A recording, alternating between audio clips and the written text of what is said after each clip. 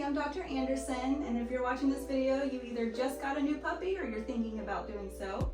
So this is Gigi. She is one of Sasha's puppies. Sasha's one of the technicians here. And it's really can be a very exciting but sometimes scary time when you bring a new puppy into the house, because there's a lot going on. There's a new member of your family that you need to take care of. And so a lot of times people have a lot of questions, and hopefully this can help get you prepared or answer some of the questions that you may already have.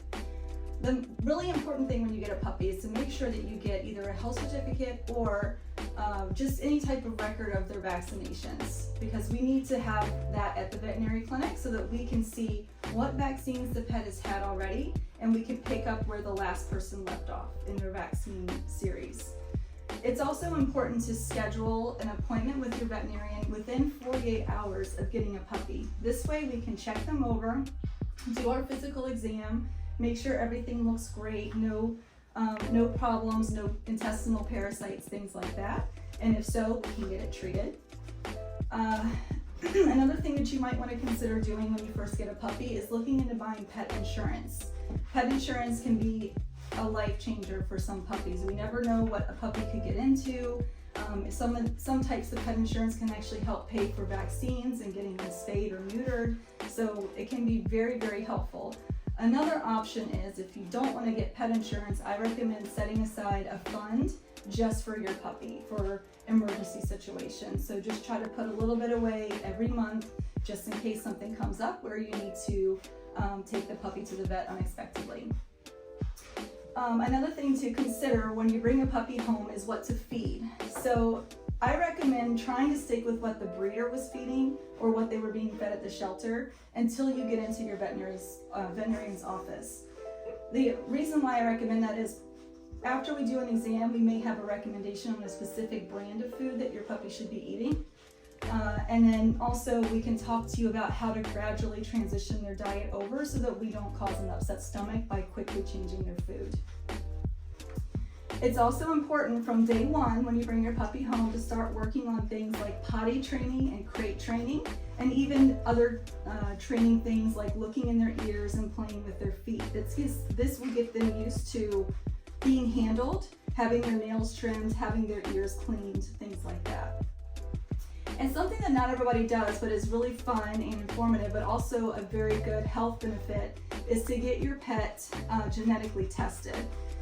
There are several different types of genetic tests on the market.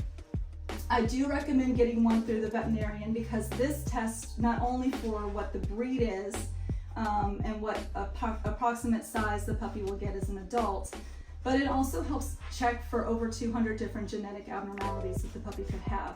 And that can be really helpful to know as the dog gets older. If a problem arises and we have this genetic test that we can refer to, it might make sense or help us connect the dots a lot faster if we see that the puppy was at risk of developing a certain disease. And also very important is you want to go ahead and talk to your veterinarian about getting your pet started on prevention, meaning heartworm, flea, and tick prevention. This is usually a monthly thing that the pet will start on. Most of them are given orally, some are given topically. And this is something that your veterinarian should discuss with you when you first bring your puppy home. We'll talk to you about what products are available, which ones meet your lifestyle needs as far as giving one topical or orally, and which one's safe for your pet to get at that age and weight. Go ahead.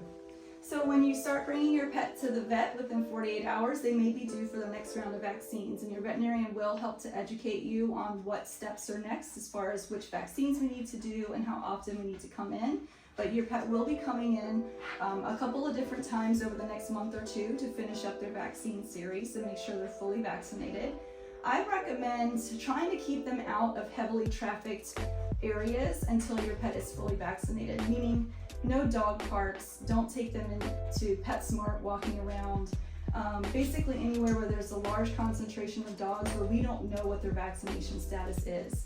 It's still okay for your puppy to go outside, and they need to learn how to walk on a leash, they need to learn how to potty outside, so that's fine. I would just try to pick a more secluded area where there aren't a lot of dogs running around that they can potentially get exposed to.